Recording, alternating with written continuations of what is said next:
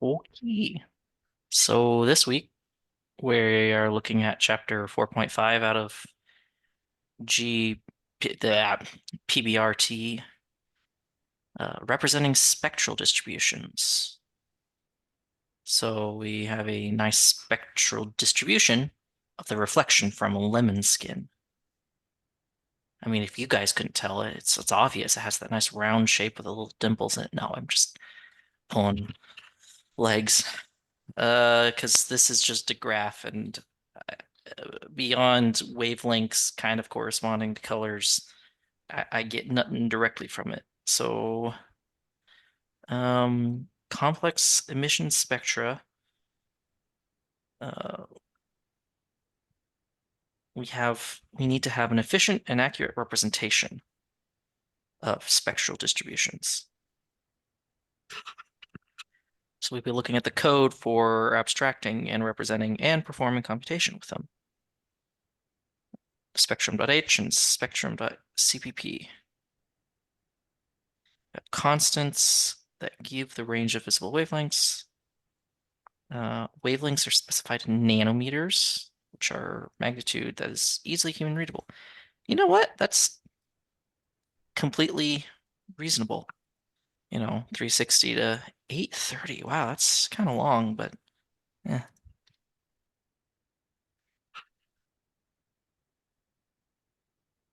So for in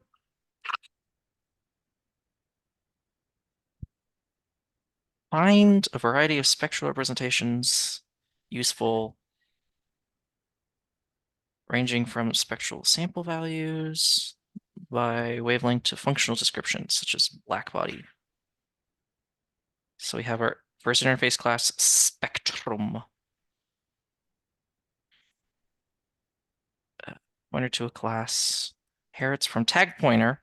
Handles details of pointer polymorphism. My understanding is they don't use virtual and inheritance because GPU.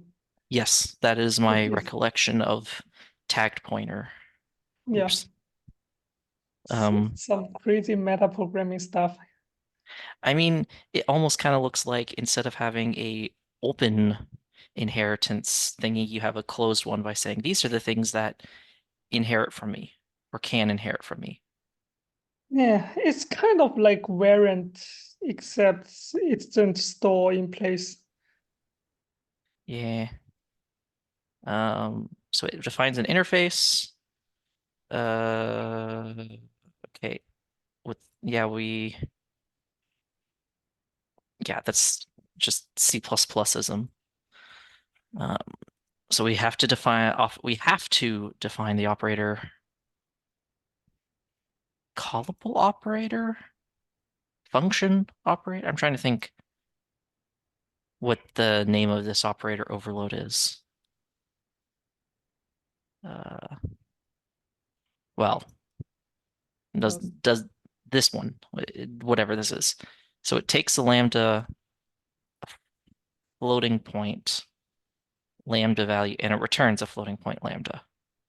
I was very confused for a second because I saw lambda and I thought it meant immediate not anonymous function, like C++ lambdas, and I was like, wait, no, no. Uh, okay. When we call tag pointer dispatch, we dispatch the call. Yeah, class store. Sorry. Class stores an integer tag along with the object's pointer. And then we can figure out which the type of the pointer is at runtime. Mm, okay, and It's it's basically just a virtual function. You don't need to read the rest of this. yeah, I'm realizing that as much. Uh, okay, yeah, it is. Yeah, so it also needs to have a max value method as well as a uh this guy method. It's useful for computing bounds on the power emitted by light sources. Okay. Mm, so constant spectrum is the simplest, just constant overall wavelengths. Define a zero valued spectral distribution for when there isn't scattering. Mm, yeah, constant, we just initialize it with a C, and whenever we query it, we just return that value C.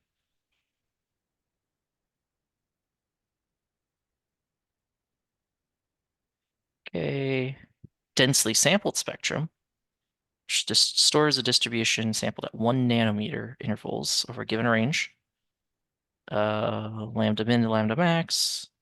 It takes another spectrum and evaluates that spectral distribution at each wavelength in the range. It's useful if the provided distribution is expensive, I mean, and allows subsequent evaluation to be performed. Okay. So it's just a pre-computation where it goes, okay, give me a spectrum and give me a range, and I will just compute the um, values over that range, for all lambda, for all wavelengths in that range, just compute it and then Yeah, it's sample it. kind of a very dense lookup table. Yeah, it is. It's a lookup table. That's pre-computing.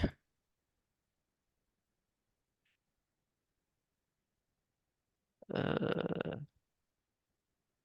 and then it's very simple to look up. We just have to make sure we're within bounds and return the appropriate value, otherwise return 0. Okay. Yeah, 1 nanometer density is pretty darn dense. Um, yeah, 2 kilobytes though, because that's what 800 minus 380. That's like it's like 450 floats, which times 4 is like 16 kil. So yeah, nearly 2 kilobytes. Yeah. So we have a more compact spectrum, piecewise linear spectrum, specified by a set of values, lambda vi, lambda I vi, and we interpolate between them. Okay. So for area, okay, because we define an area and a length and then interpolate between them, we can specify a lot of detail in the areas where there's a lot of variance and then, have a nice flat line for the rest of it. That's pretty nice. Mm,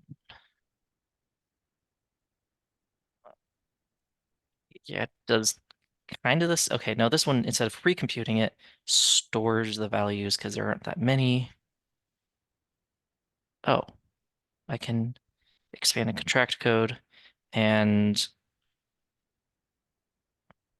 the actual lookup is, find your interval. Use a It will lambda explain later. to calculate a lambda. Oh, okay. Is that why it's closed? Uh, it's jumping around on me, and I don't know why. Whatever. Densely sampled spectrum. We're always giving a value of 0.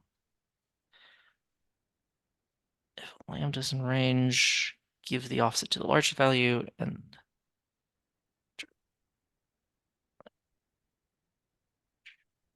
okay. Oh, okay. It's just explaining the function. Yeah, and then we interpolate between the two closest values,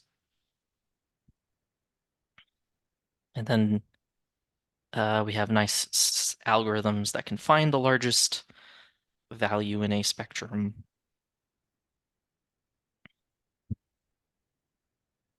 The black body spectrum, given a temperature, is the spectrum for that. Uh, So the power output grows quickly with temperature. Um, it's a normalized blackbody spectral distribution where the maximum value at any wavelength is 1.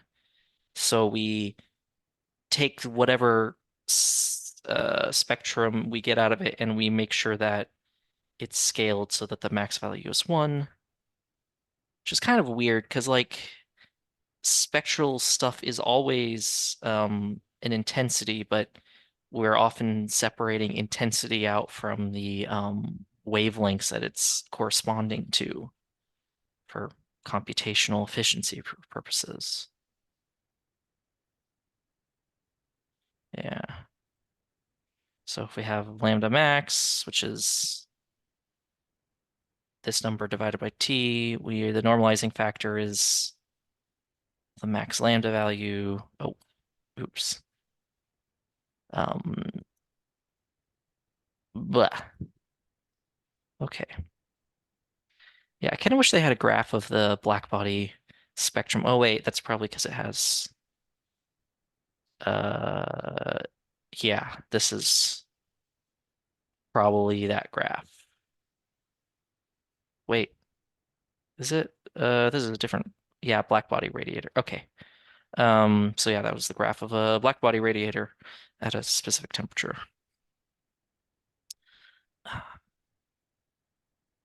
There's more than one way to specify spectral data of lambda value pairs, piecewise linear pairs. Oh, so there's just useful ones in the binary for, okay, for a bunch of common light sources, conductors, and wavelength dependent indices of refraction class. Okay. Oh, that's the next chapter. Keep hitting the wrong thing. Um, X, Y, and Z color matching curves. That's Um, the next section. okay, that makes sense. Sampled spectral distributions. Yeah, you give it a wavelength and you get a value. Just responding to this.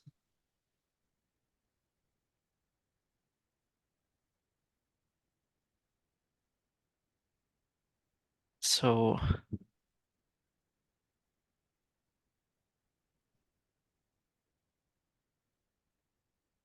so the product of two densely sampled spectrums could be faithfully represented by another densely sampled spectrum. If we take the product of two piecewise linear spectrums,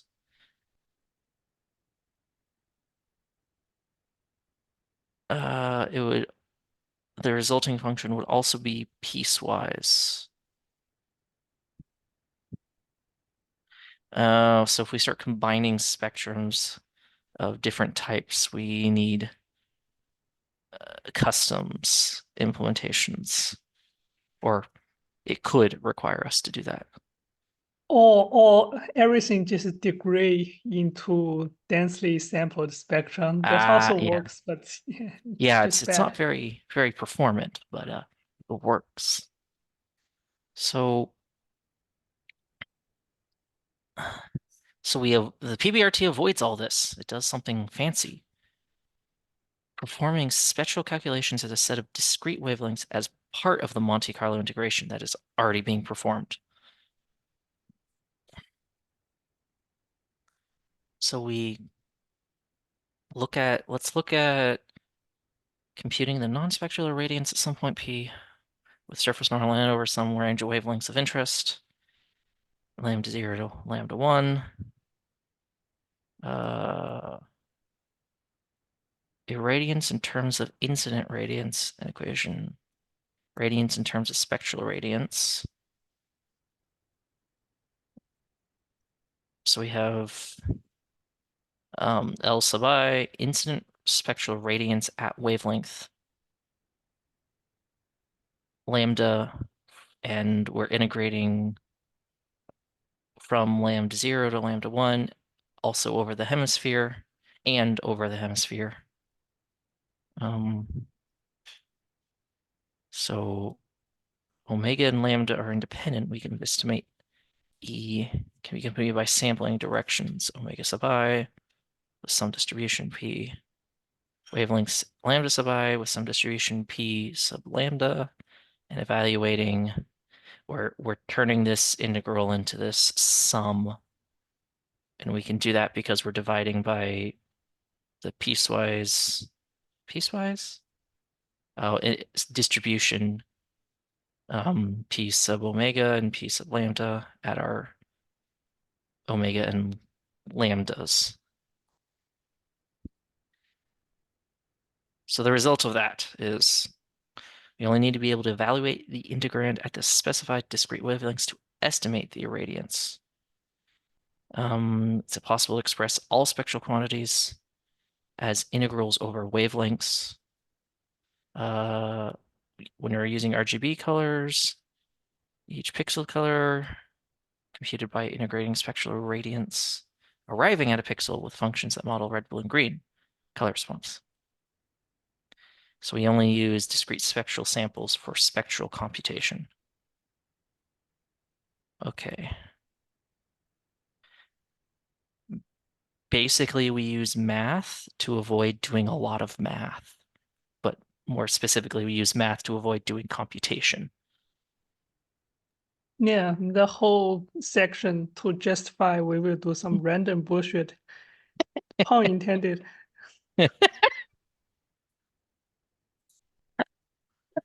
Yeah, that got me. That got me good. So we use 4 wavelength samples by default, and it can be increased, but it's a compile time constant. So do with that what you will. Okay, so sampled spectrum stores an array of n spectrum samples values. Represent values of the spectral distribution at discrete wavelengths. Allow math to be performed. Oh, I should not have done that. Okay. Constructor includes taking a single value for all wavelengths and one that takes a span of values across different wavelengths. Yeah, per wavelength values.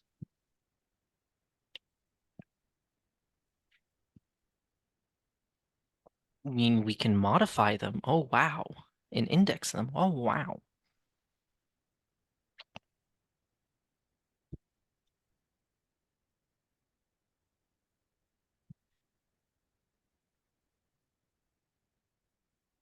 Oh, that's convenient. If you overload Boolean operator, we get, hey, is this actually going to contribute anything? That's neat. Then standard maths. Uh,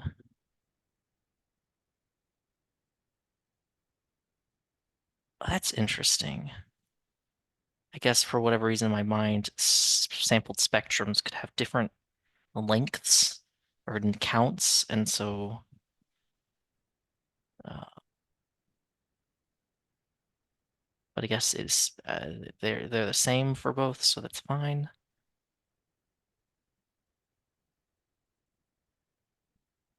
Okay. Set 0 where we would be dividing by 0, so it just doesn't go to infinity and or turn into nans and blow up everything.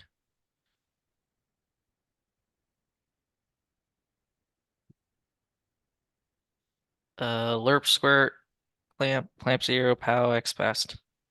Are these just vectors, sampled spectrums? And it's like, let's just define all the math that you want to do on a vector. Yeah, basically. Huh, neat. And get min, max, and average. Cool. Wait, okay. Sampled spectrum, sampled wavelengths. A separate class Stores the wavelengths for which a sampled spectrum stores samples.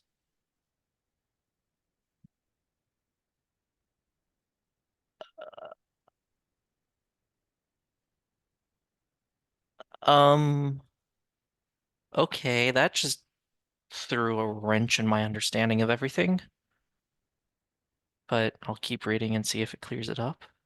I guess I'm just like, Yeah, what was a spec? this is like if you read the previous one and thought you understand it, you don't, because without a wavelength, how do you like what the sample means?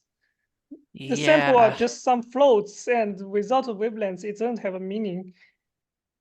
yeah, I'm getting that feeling.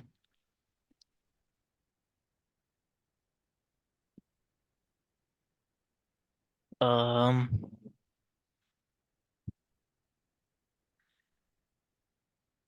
well, the wavelengths do need to come from some probability distribution.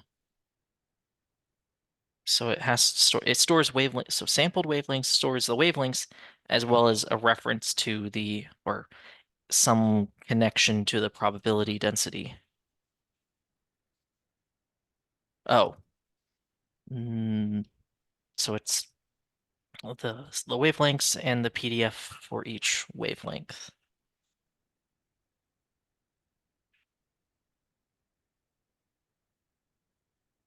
Um, so if we want to sample uniformly, given a U, a lambda min, lambda max, uh, given the first wavelength, remaining wavelengths are chosen by taking uniform stats delta, starting from the first wavelength and wrapping around if lambda max is passed. Set of stratified wavelength samples are generated using a single random number.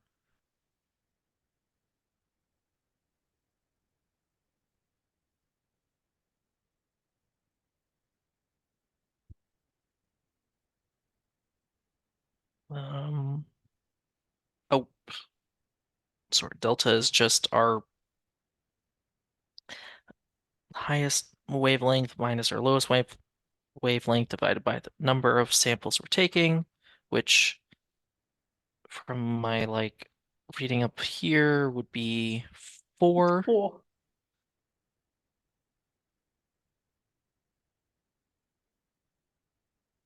Okay, I just lost my place because I clicked the back button without thinking. Okay, here. Uh, then we just iterate, or we just index over all 4 wavelengths. Uh, oh,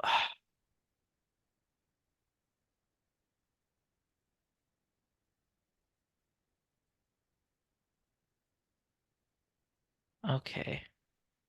And since, oh, it's okay, it's the probability density for each sample is also computed while we're getting the samples going.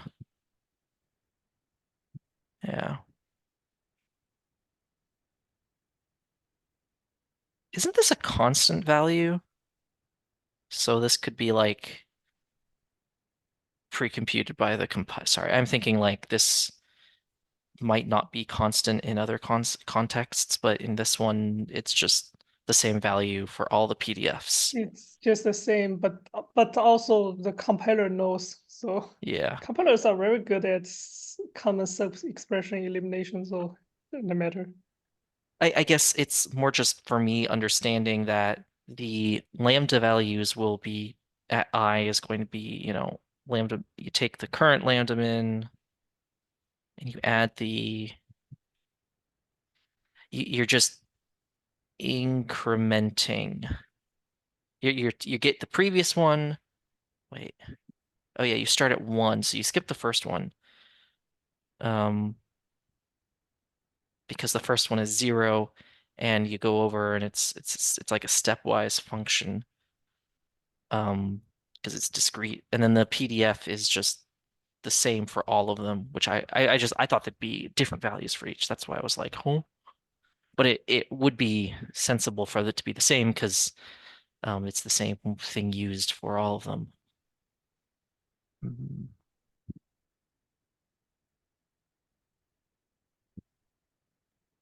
I kind of don't know why they need to normalize that PDF by lambda rather than just one. Yeah, that's not something I can answer.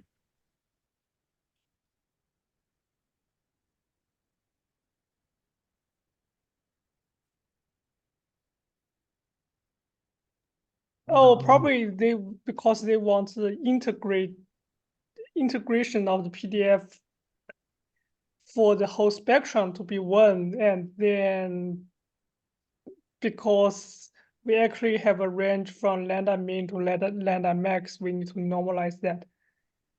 hmm. Okay. Well, continuing on, we have some accessors, which we just kind of go, yep, accessors. A PDF does not create a post uh print document format, whatever the other type of PDF stands for, the not math one. Okay. So different wavelengths might go different directions after being when scattered. Dispersion and different wavelengths of light refract to different directions. So because the diffraction, we can't use a single ray for that. Sampled wavelengths provides capability of terminating all but one of the wavelengths. So we then only look at one of the wavelengths um, that gets basically it, we roll the die and one survives. That's grim, but that's necessary for Monte Carlo tracing, is my understanding. Oh, lambda zero is always the survivor.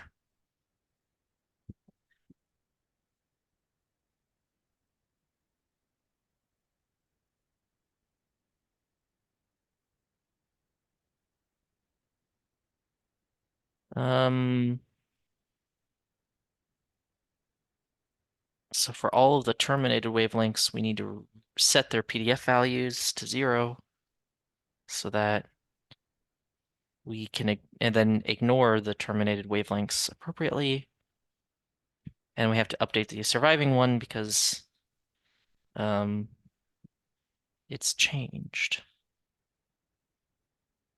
Hmm.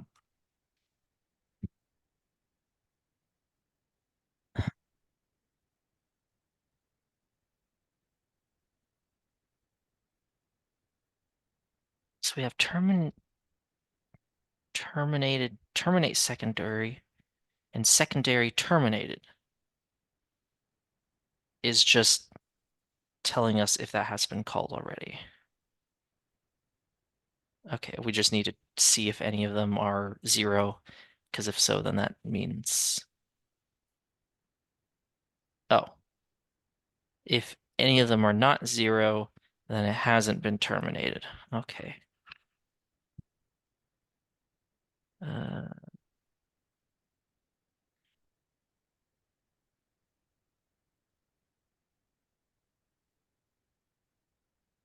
and then there's a sample function which handles going over all the wavelengths for us, which is nice. So you have sampled wavelengths and sampled spectrum. Why separate? Yes, that is my thought as well.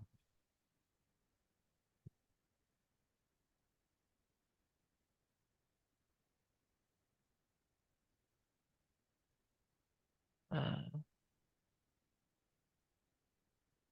okay, so for performance reasons, we want to minimize the size of sampled spectrum objects.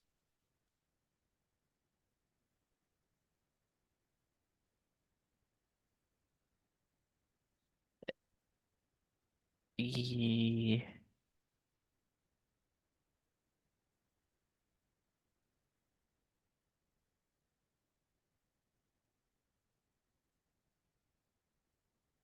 okay. So w we do it because it speeds things up. GPUs store 1 million of them at a time, and having our qua quartering the size of the object is very important, and the sampled wavelengths start at this are not confused easily in programming. Okay.